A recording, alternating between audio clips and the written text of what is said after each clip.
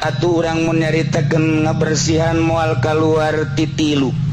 Hiji mujahadah, nomor kadua riyadhah, katilu datanglah musyahadah.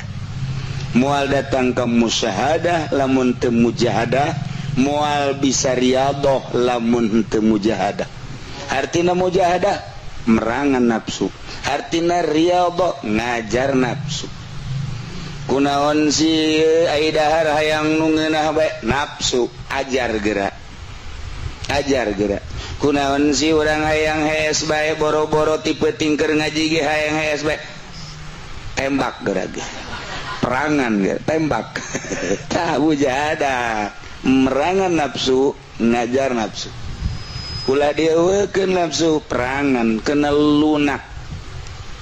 Paneta teh ngan ngomong doang, coba lakukeun ku urang.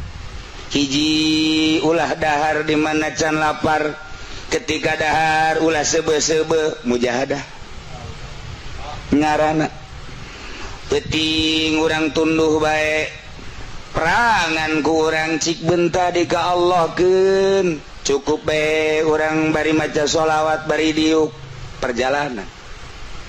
Ketika kaganggu lantaran loba babaturan nu ngajakan ngobrol, atuh moal datang ka Gusti Allah. Urang singkiran ieu babaturan urang uzlah ngaranna.